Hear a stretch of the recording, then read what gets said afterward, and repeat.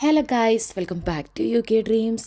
ഇന്നത്തെ നമ്മുടെ ഏറ്റവും ഇമ്പോർട്ടൻ്റ് ആയിട്ടുള്ള വളരെ ലേറ്റസ്റ്റ് ആയിട്ടുള്ള ചില ഇമിഗ്രേഷൻ അപ്ഡേറ്റ്സ് ആണ് നിങ്ങളുമായിട്ട് ഞാൻ ഷെയർ ചെയ്യാനായിട്ട് ആഗ്രഹിക്കുന്നത്.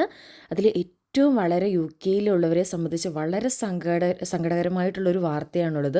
യു കെയിലെ പെർമനൻറ്റ് റെസിഡൻസ്, അതായത് PR എന്നുള്ളത് 5 ഇയേഴ്സിൽ നിന്നും 10 ഇയേഴ്സ് ആക്കി മാറ്റാൻ പോവുകയാണ്.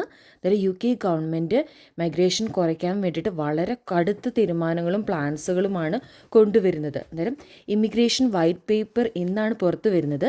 അതിനു മുമ്പ് തന്നെ യു കെ ഗവൺമെൻറ്റിൻ്റെ വെബ്സൈറ്റിൽ ഇന്ന് വരാൻ പോകുന്ന അപ്ഡേറ്റ്സ് പബ്ലിഷ് ചെയ്തിട്ടുണ്ട്.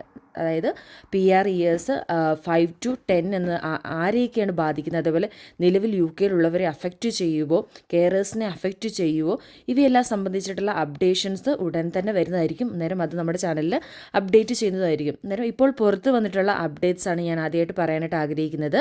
അതായത് യു കെയിൽ വരുന്ന എല്ലാ ഡിപ്പെൻഡൻസിനും ഇംഗ്ലീഷ് ലാംഗ്വേജ് റിക്വയർമെൻറ്റ് മീറ്റ് ചെയ്തിട്ടുണ്ടായിരിക്കണം. അതായത് മുമ്പ് നമുക്കറിയാം മെയിൻ ആപ്ലിക്കൻറ്റിന് മാത്രം ലാംഗ്വേജ് റിക്വയർമെൻറ്റ്സ് പാസ്സായാൽ മതിയായിരുന്നു, എന്നാൽ ഡിപ്പെൻഡൻസിന് പ്രത്യേക ലാംഗ്വേജ് റിക്വയർമെൻറ്റ്സ് ഇല്ലായിരുന്നു.